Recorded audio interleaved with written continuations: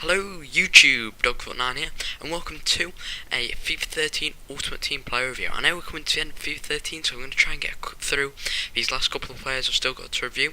And let's start off today with Lucas. So he's a centre attacking midfielder, now plays for PSG and he's from Brazil and he's 82 rated. I played him in the 3-5-2, so in that central position. He's got 92 pace, 77 shooting, 78 passing, 88 dribbling, 53 defence and 54 heading.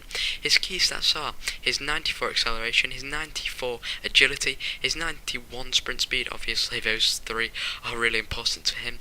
His 89 dribbling, his 81 positioning, his 85 long shots, his 81 shot power, he's got 84 balance, 84 ball control and 81 reactions. And his weak foot is 3-star, he's got 4-star skill moves, and his price on the PS3 is 2,682, on the Xbox it's 1,643, and on the PC it's 6,025. So, let's get into the gameplay now.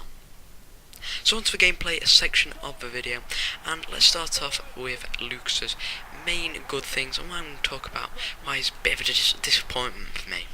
So let's first start off with probably one of the most obvious things. He's got really good pace.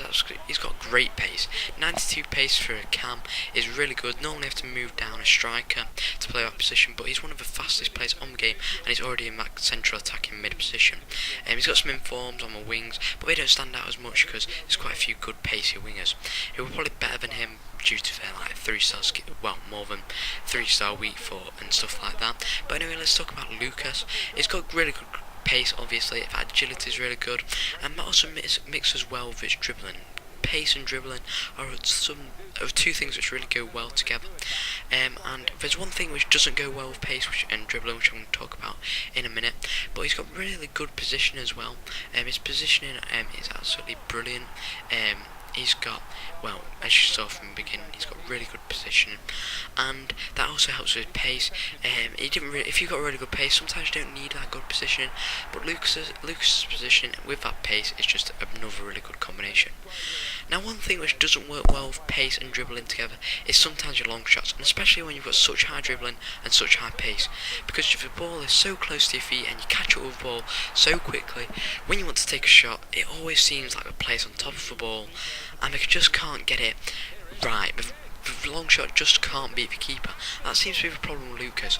His shot power's good, his long shot's good, but when you sprint with him and he's just skilled a couple of players, problem is with him, when you shoot, the ball's underneath him, and there's no real way of stopping that. You have to sometimes knock it in front of him, and that can be really costly because there's hardly any times. You'll maybe see one or two clips when I've done that and actually pulled it off, because sometimes when you knock it in front, normally someone is on top of you, because pace in Ultimate Team is just everything, so someone's going to have a pace defender on you.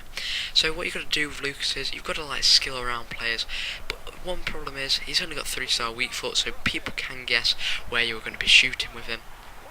And so they'll be covering that side, so those skills aren't really going to do much if they're just going to stand there and block your shots.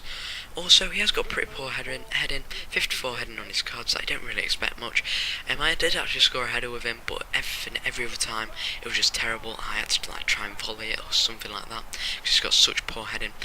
And also, he is quite weak, and that's not good either. His finishing is average. It's going to go in there as shooting. It's average overall as shooting. I expected his shooting to be much better.